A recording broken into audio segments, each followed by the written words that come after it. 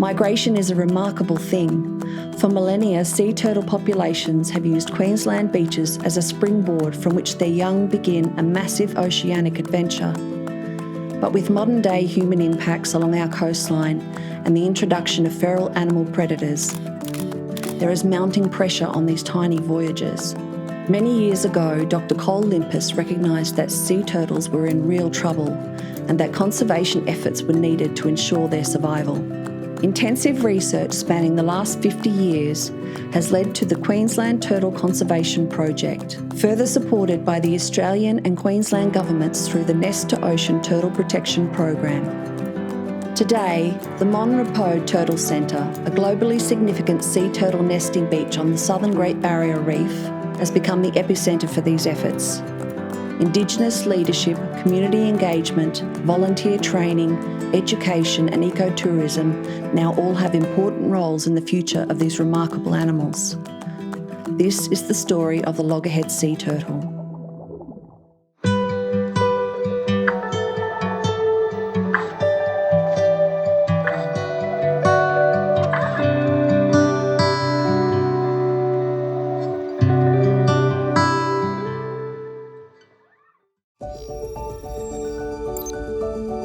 Hi there, my name's Desmond Purcell. I'm an Indigenous Land and Sea Ranger Coordinator for Gadaja Development Corporation. I'm a Trabalang Bunda traditional owner. We're here at the Baffle Creek and I'm here to talk to you about loggerhead turtles. So the loggerhead turtles that nest along our mainland for Aboriginal people that have been here for generations, it has a rite of passage in our eyes for ceremony for young men. Their storylines go back generations for our Aboriginal people, so they're quite a significant piece of our custom and our traditions. So loggerhead turtle, hence the name loggerhead, it's got quite a large head because it's quite carnivorous. It doesn't eat seagrass like the other green turtles and such. It eats more shellfish and crustaceans and crabs along the seafloor. And its flippers have got different profile to some of the other turtles as well. It's got a large notch on it, to help it in mating times as well, to grasp onto the female and help it move up the bank when it's coming up to nest. Its carapace, which is the shell, is more in a heart-shaped shape. So you can tell it, and it's got 5 costal scales, which is the costal scales down the middle of the carapace. So these loggerhead turtles are approximately 135 kilos an adult and about 90 centimetres in curved carapace length. So that's the overall shell size. And different to the land-based turtles as well. They got feet and not flippers. So the life cycle of the loggerhead starts off on our coastal beaches here in the southeast. They're quite amazing. They've got an internal GPS, so to speak, so they can navigate their way across the world's oceans and come back and nest in the region that they've originally come from. These young loggerhead turtles roughly do about an 8,000 kilometre round trip all the way down to the bottom of South America, up through Chile and then back around through the top end of the east coast of Australia. Loggerheads can roughly live up to about 70 to 90 years, so they're an old living turtle. And the nesting, obviously, when they come back and they do the nesting on the beach, their sexual maturity comes to about 35, so 28 to 35 years. And their clutches, they can lay up to about 120 odd eggs in their clutch, ranging to about 205, I believe. They're a rounder egg and more closer to the size of a ping pong ball. So these turtles dig a clutch and they lay their eggs in a upside down bell looking shape, which is roughly about 68 centimetres in depth. So any marine turtle that comes out of the clutch has a high mortality rate. They're pretty hard done by these little guys, and when they come out and they get into the water, they've got a long journey to travel out to the East Australian current to start their journey offshore. A lot of tourism is generated off these turtles, so you can find them anywhere out on those coral reefs, green turtles, loggerheads, so it's a big draw card to the region as well. So the South Pacific loggerhead turtle population is listed as critically endangered, and here locally within Queensland waters they're listed as endangered. So these marine turtles face a lot of threats, ranging from the environmental change that's happening, with their habitat, a loss of sandy beaches and debris along the beach. There is a lot of marine debris as well, so plastic ingestion into these turtles that we find, feral animal predation of nests, as well as human impacts and vehicle access onto beaches as well. So if we're really going to be serious about the protection of these marine turtles, it's going to take a lot of effort from a lot of different people. Hi everyone, my name's Saran Judas. I'm a Sea Ranger Coordinator with Wetland Development Corporation. I have a great job, I'm really lucky. I support a team of Indigenous Sea Rangers to care for their sea country. I fell in love with marine turtles when I was scuba diving, seeing them underwater. They move so gracefully and they're so fast, just one flick of their flippers and they're speeding ahead of you. Then when I saw turtles nesting on the beach, the effort they make to get up that beach to have their eggs is just amazing, and I've been working with them and loving them ever since. One of the greatest threats to our marine turtle species is actually pollution and marine debris in our oceans and along our beaches.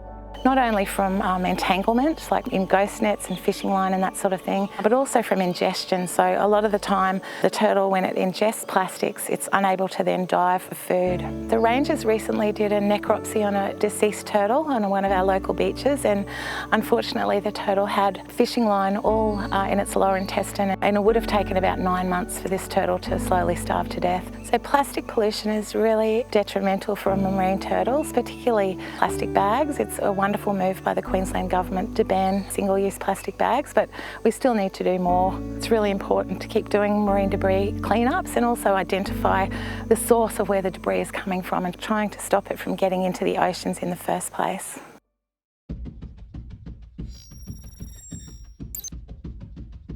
My name's Tom Garrett and I work for a company called SQ Landscapes. Currently I'm up here at Rules Beach, north of Bundaberg, working with the Wetland Sea Rangers, assisting with fox den detection and fox den eradication.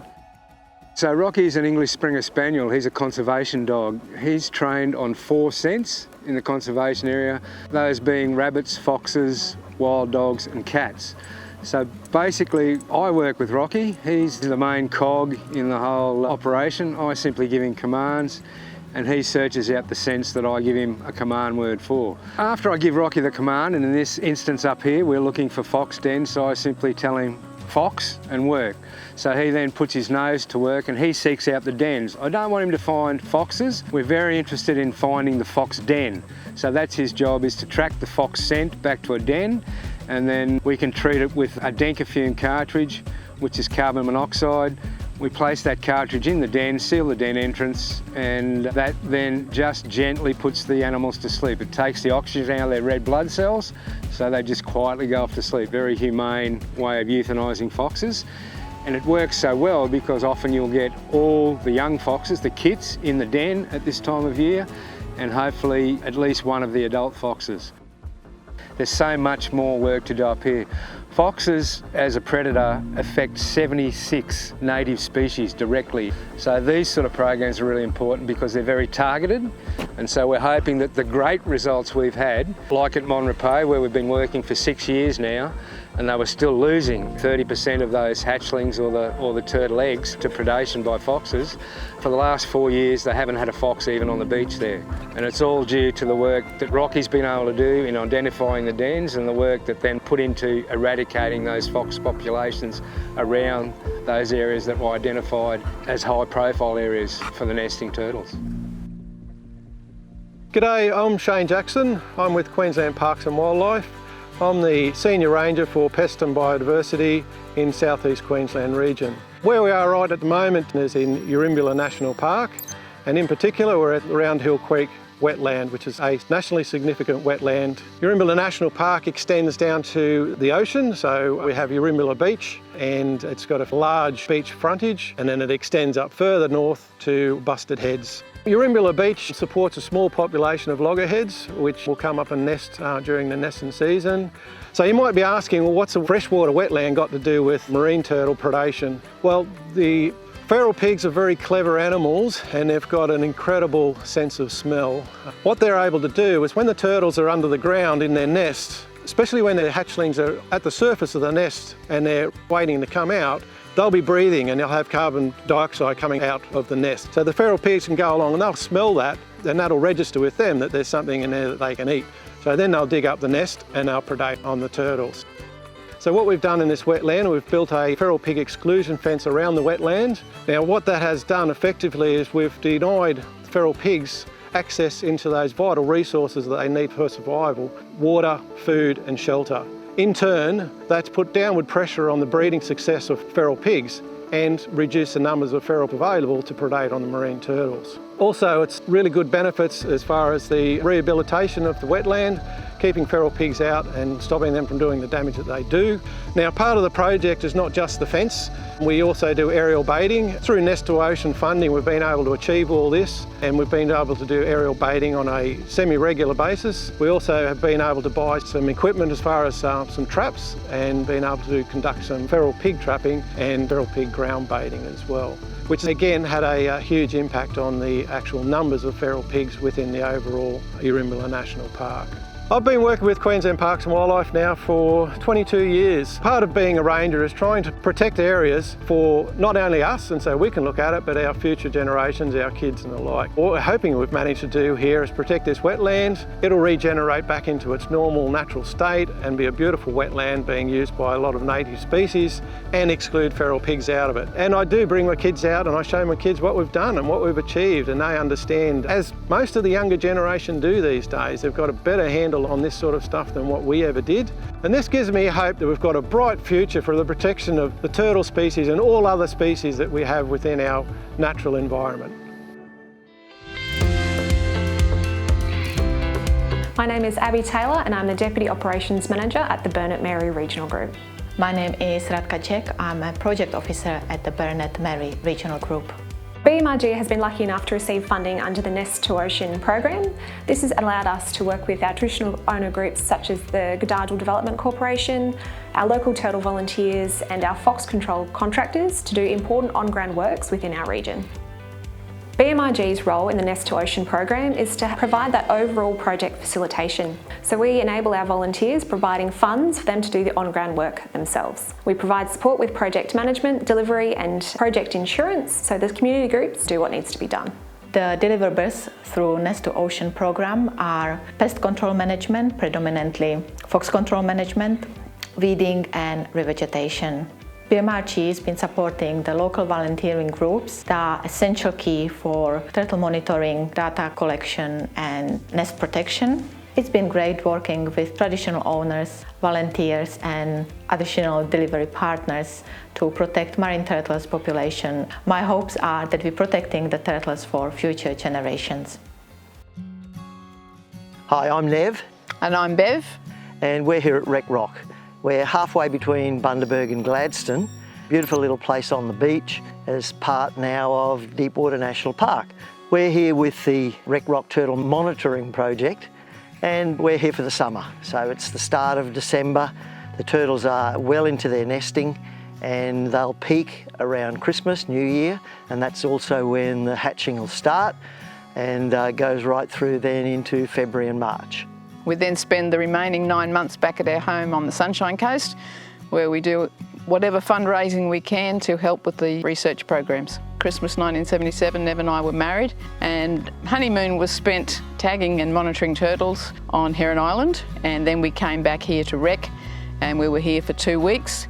We came back and we had one little vehicle and one tent, and from there it's just progressed on. We now have a nice little group of volunteers who come along and help us. We've built up our patrol vehicles. We've now got 4 vehicles that we use to monitor because we've got 23 kilometres of beach that we are driving on to check for turtles. And I enjoy it, and I just want to make sure that the turtles are around for future generations to see. In the year 2000, the significant point that changed the decline in loggerhead numbers was the restrictions on trawling and the introduction of the turtle excluder devices in the trawl nets. And immediately that same season, the number of loggerheads nesting on the coast increased, not just here at Wreck Rock, but everywhere in Queensland. That increase has continued, but slowed down for the 20 years since 2000. It's been realised in the last 5 years that the increase in numbers is only in the numbers of turtles that have previously nested.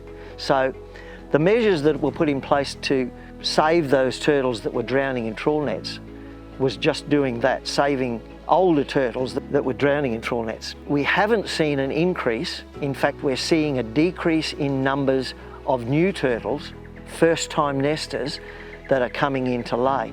During our first few seasons here, of course, the leatherbacks were the big attraction for me to come back here.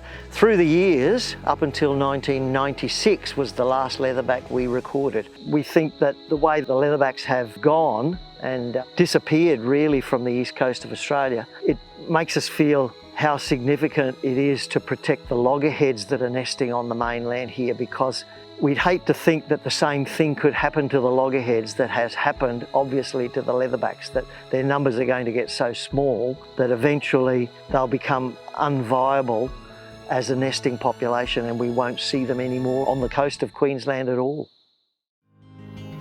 Hi, I'm Judy Girola.